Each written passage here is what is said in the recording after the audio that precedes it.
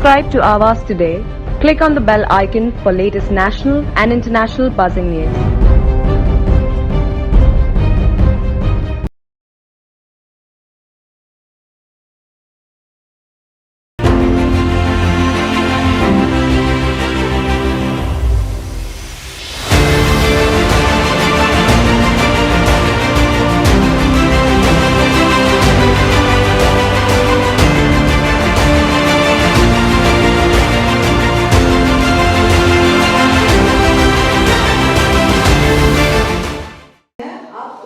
खास बात यह है कि आप उर्दू और हिंदी के कवि भी हैं। अब कई संकलन प्रकाशित हो चुके हैं पासवाने अदब संस्था द्वारा हिंदी साहित्य और उर्दू भाषा के लिए निरंतर काम कर रहे हैं। हमारे साथ कैसर खालिद साहब हैं जिन्होंने बहुत कुछ शेर व शायरी के लिए किया है पासवाने अदब के द्वारा। आज भी आपका सम्मान भी हुआ है सर, और पुलिस महकमे में रहते हुए इस फील्ड में आप आए हैं, ये कॉम्बिनेशन कैसा है?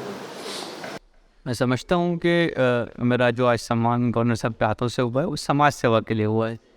तो ब्यूरोक्रेसी समाज सेवा का एक भाग है और मेरी पहली आइडेंटिटी एज एन ऑफिसर है। और मैं ये समझता हूँ कि जो हमने शपथ लिया हुआ है नौकरी के में आने के वक्त के हमेशा जो है नेशन का जो इंटरेस्ट है वो सबसे ऊपर होगा, उसके बाद लोगों का होगा और लास्ट में अपना होगा। और देश की जो संविधान है, जो लॉज है, उस पर हमने वह शपथ ली हुई है। तो मैं समझता हूँ कि उस शपथ को निभाना बहुत ज़रूरी है। एक वादा है जो हम करके आते हैं और हमें उसको कभी भूलना नहीं चाहिए। हम समाज से इतना कुछ लेते हैं, इतना प्यार सम्मान, इतना सत्कार मिलता है, लोग सर आँखों पे उठाते हैं, इतनी इज्जत देते हैं, तो हम समाज को वापस क्या कर रहे हैं? तो मुझे लगता है कि वापस करना बहुत ज़रूरी है। और हम वापस तभी कर सकते हैं जब हम जो चीज़ हमारे पास है, जो हुनर है, जो सलाहियत है, उसको लोगों तक पहुंचाएं। तो मैं चाहता हूं कि मेरे जैसे मेरी ज़िंदगी में 50, 100, 200, 500 लोग मैं क्रिएट कर पाऊँ, इनको मदद कर पाऊँ, ताकि जो परेशानियां मैंने उठाई वो नहीं उठाएं। जहाँ तक मैं पहुँचा हूँ वो उससे भी आगे जाए। दूसरी बात जो साहित्य की आपने पूछी है, तो साहित्य और कुछ नहीं है, ये आपका सेल्फ का एक एक्सप्रेशन है।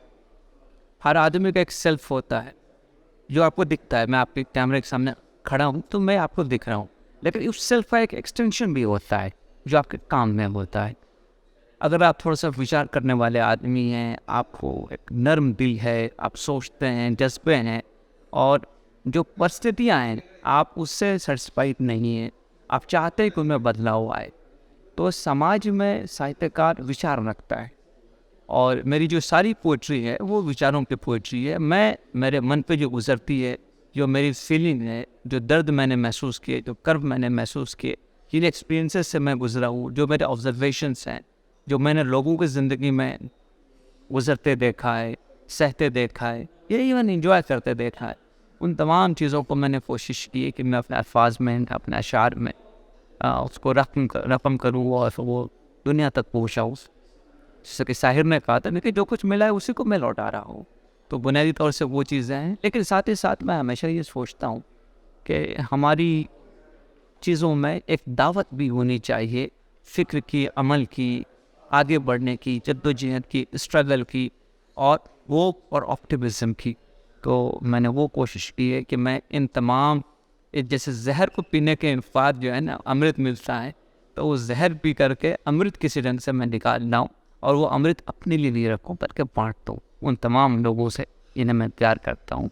वो तमाम लोग कोई और नहीं, मेरे इस मुल्क के फेलो सिटीज़न हैं, और उससे अब अगर आगे जाइए तो इंसानियत है।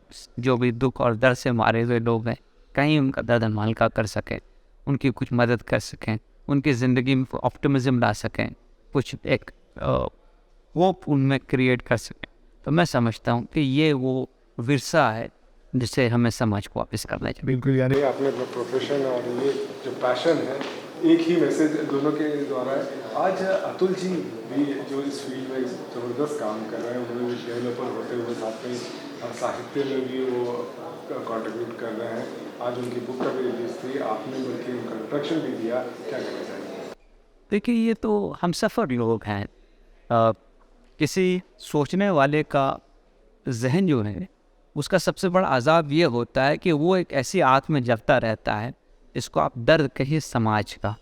और वो दर्द जब इतना नासूर बन जाए, इतना लावा उबल उठे कि वो फट जाए और बाहर निकल जाए, तो आदमी लिखता है, ये अपने आप को एक्सप्रेस करता है।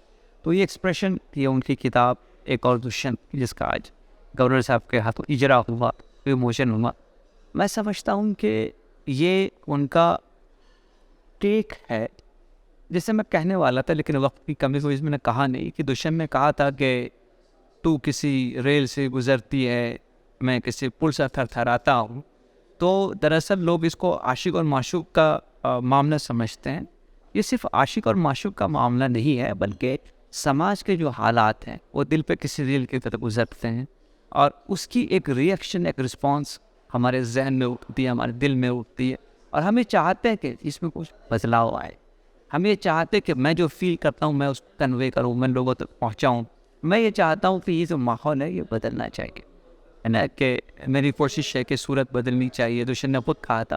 तो ये उनका एक प्रयास है जिसमें उन्होंने अपने दर्द को, बल्कि मैं समझूँ कि जो खून उन्होंने फूगला है और जो खून उन्होंने बहाया है, उसको शेरों की सूरत में, दोहों की सूरत में, नज़मों की सूरत में आज समाज के सामने पेश किया है वो किताबी शक्ल में, लेकिन वो उनके अंदर का खून होता हुआ इंसान है जो इसको तस्नीफ़ कर रहा है। और मैं समझता हूँ कि बड़ा दर्दमंद सा उनका ये कदम है कि उन्होंने जो महसूस किया, जो नाबराबरी, नाइंसाफ़ी, जुल्म, उद्वान, नफ़रत, नाइंसाफ़ी, इन तमाम चीज़ों को उन्होंने जिस जन से महसूस किया है, तो उसके रिस्पॉन्स में एक सोचने वाला दिल क्या सोचता है, एक ऐसा जहन जो बेदार है, जो फ़ाल है, जो एक्टिव है, एक ऐसा आदमी जो सोशली कंशंशस है, जिसके पास एक आत्मा है, चेतना है, वो क्या समझता है, वो क्या चाह, वो क्या बात दूसरों के सामने रखेगा, वो क्या चाहता है कि नहीं होना चाहिए और क्या समझता है कि होना चाहिए।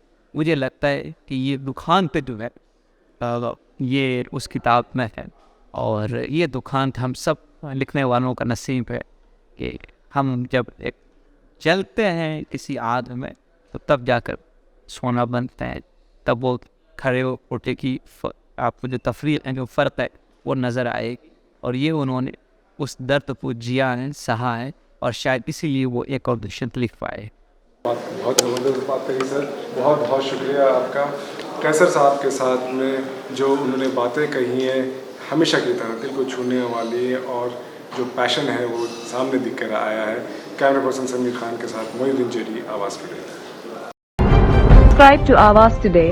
Click on the bell icon for latest national and international buzzing news.